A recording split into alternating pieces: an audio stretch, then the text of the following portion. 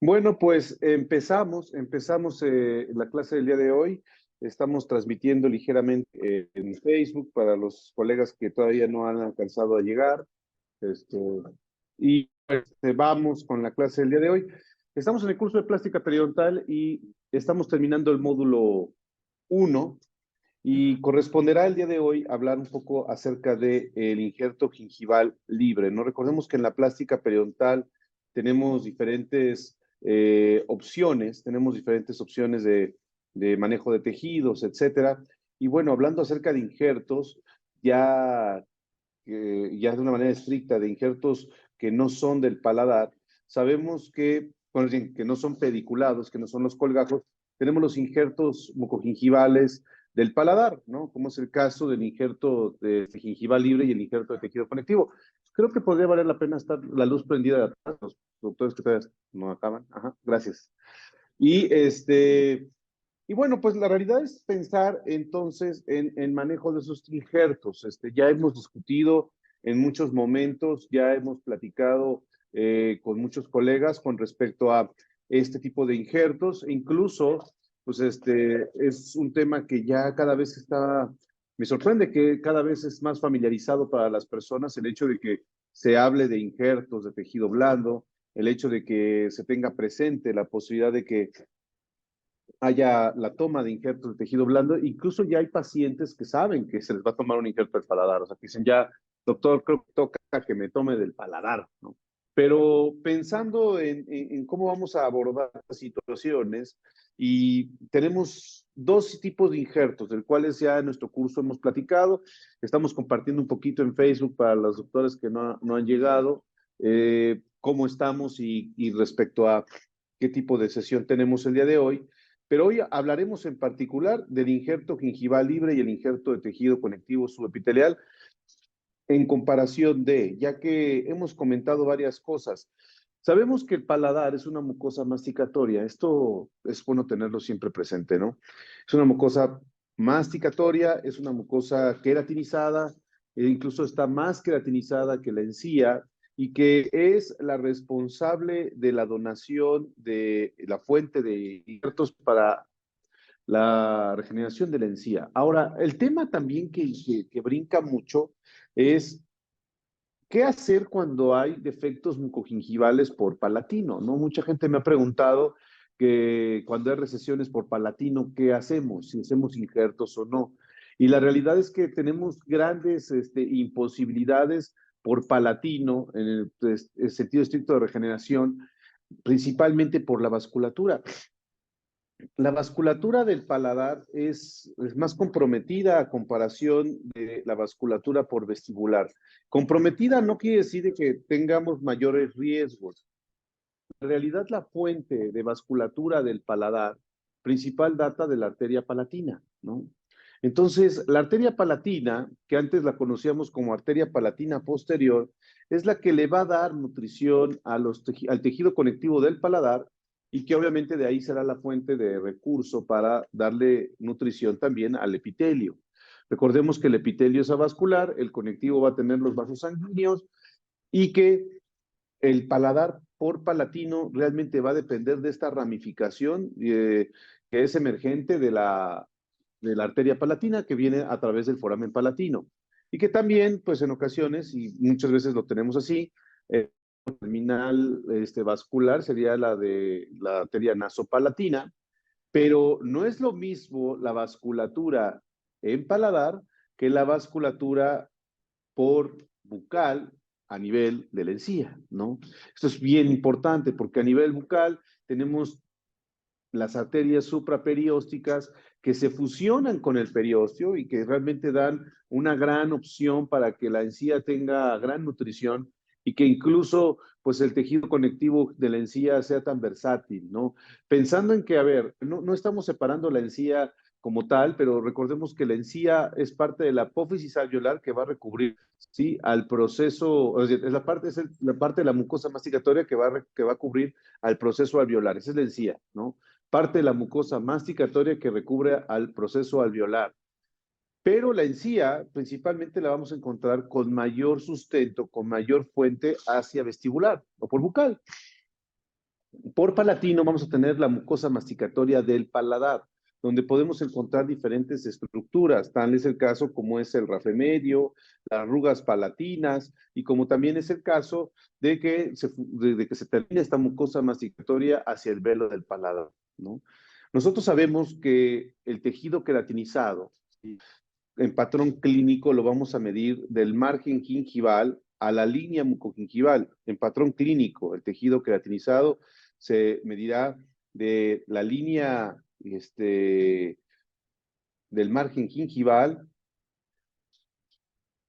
a la línea mucogingival o unión mucogingival, ¿no? Esto pensándolo por bucal, ¿no?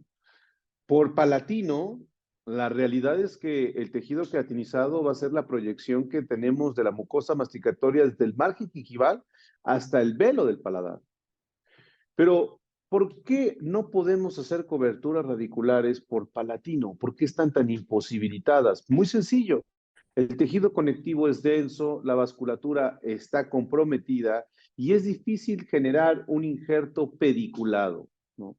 El injerto pediculado principalmente sabemos que es un colgajo de avance coronal, por ejemplo, es un injerto pediculado, eso ya lo hemos platicado, ¿no? Pero por palatino, ¿sí? El pedículo no lo podemos desplazar tan fácilmente porque tendríamos que llevarlo, vean la aberración que voy a decir, tendríamos que llevarlo hacia su punto de desplazamiento, hacia el rafé medio, pero principalmente hacia el velo del paladar, ¿no?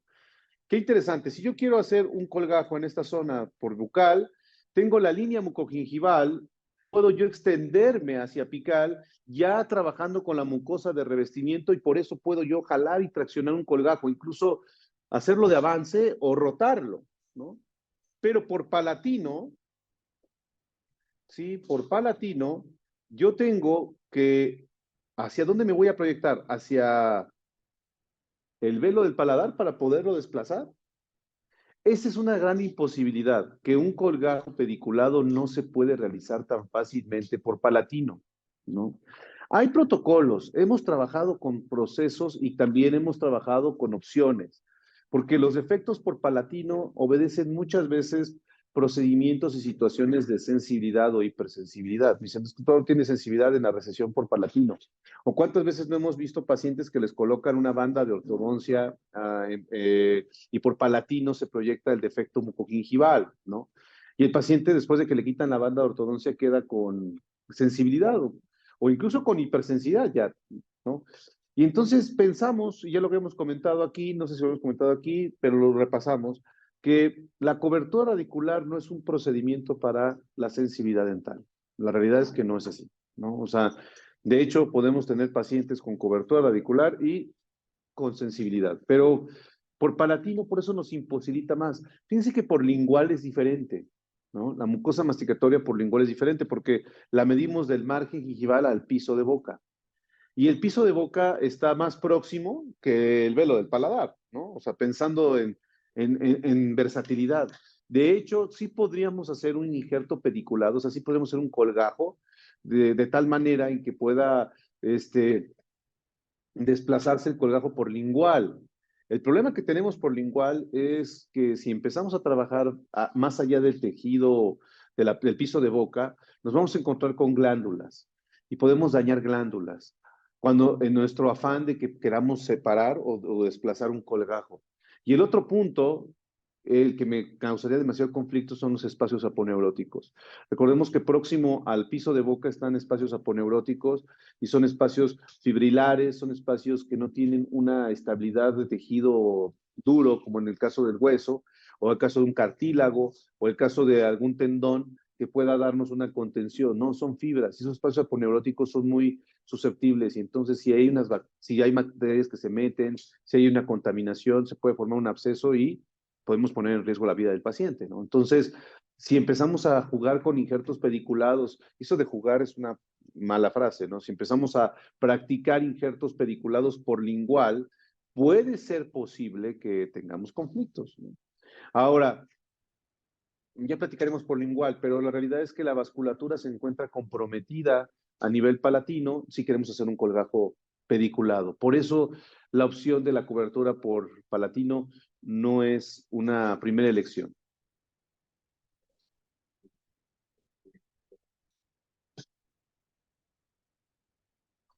Fíjense que qué buena pregunta. Me están preguntando que si se justificaría entonces una cobertura auricular por palatino. Se podría justificar desde el punto de vista de que cubrir la recesión, ¿no? Pero la realidad es que los procedimientos, y bueno, también soy muy honesto, ¿no? Yo hablando de mi persona, eh, no conozco publicaciones científicas que me den el sustento, por ejemplo, de que pueda tener buena predictibilidad una cobertura por palatino. En mis manos, quizás, y eso se los comento, en mis manos, quizás yo soy un ignorante y soy muy malo. Ningún injerto por palatino me ha quedado bien. Ninguno, ¿eh? O sea, y si alguien nos está viendo en Facebook y alguien conoce o sabe de alguna publicación o conoce al Mesías de los colgajos por palatino, que nos lo presente, la verdad. No, claro, wow. Pero regresando a la pregunta, que a lo mejor estoy buscando un poco de picocito, ¿no? Con estos comentarios. La realidad es que no estaría justificada la cobertura regular por palatino. O sea, yo sí lo diría. No sé ustedes ahí en Facebook que nos digan, pero la realidad es que si tú tienes una recesión por palatino, un paciente con recesión por palatino, creo que la preocupación más de las recesiones por palatino siempre han sido más por parte del dentista que por parte del paciente. El paciente llega a sentir que tiene sensibilidad, el paciente llega a sentir algunas cosas, y puede sentir que siente extraño que su encía esté retraída por palatino. Pero la realidad es que cuando la encía se pierde por palatino, es muy complicado volverla a regenerar, ¿no? En dientes, ¿no? En implantes, pues obviamente aumentas los rebordes, aumentas el volumen, bla, bla, haces el perfil de emergencia, que se escucha muy sencillo, pero también requiere su tiempo. Pero sí, por palatino yo no justificaría un procedimiento, ¿no? Por lingual quizás, pero también tiene su curva de controversia. Sí hay más publicaciones por lingual, pero por palatino, la verdad es que casos aislados, cuenta la anécdota, por algún maestro de alguien dijo, no, pues por palatino, tal profesor sí lo he llegado a hacer, pero es complicado, ¿no? O sea, la realidad es que algo formal, así una serie de casos, yo no he visto, y la serie de casos que yo he tenido, y soy muy honesto y se lo comento a ustedes que están brindándome el honor de darme trabajo porque están pagando este curso. Sí, muy honestamente, por palatino, ningún injerto para cubrir una recesión por palatino en mi persona ha quedado. Y entonces también me he dado cuenta que a veces es un capricho clínico, ¿no? Así de, no tiene que quedar, ¿no? ¿Para qué? ¿Por qué? ¿No? O sea, si el paciente no hay predictibilidad, pues ¿para qué lo llevas? Y bueno, usted me hace la pregunta y es endodoncista, ¿no? Cuando el paciente tiene sensibilidad o tiene hipersensibilidad y es por palatino, y la raíz palatina sabemos que también tiene su tema, por la amplitud de conducto y bla, bla, prefiero hacerle la endodoncia. La realidad, ¿cómo? A ver, ¿qué preferirían ustedes? Si tienes una recesión por palatino y la indicación es la sensibilidad o el dolor o la pulpitis, ¿no? Por así decirlo, ya hablando ya algo más certero, una pulpitis reversible, pero que estás ya tirándole más a lo irreversible. Le voy a tomar injerto del paladar al paciente, le voy a colocar un injerto al paciente por paladar, a ver si queda, ¿no? No tengo yo colgajo para traccionarlo, porque la verdad es que, pues, imagínense, está fibroso, estamos viendo la imagen, ¿no? Del paladar. ¿Cómo cubro ese injerto, ¿no? Y el paciente con su sensibilidad, y ya vemos, y hay publicaciones científicas bien claras que dicen que la cobertura radicular no es un tratamiento de sensibilidad, y el paciente tiene una pulpitis irreversible, pues le hacemos la endo, ¿no? O sea, así, y ya. Doctor, pero el cuello expuesto puede ser caries. Pues, con buena fase uno, con buena higiene, con buen monitoreo, está natural, ¿no?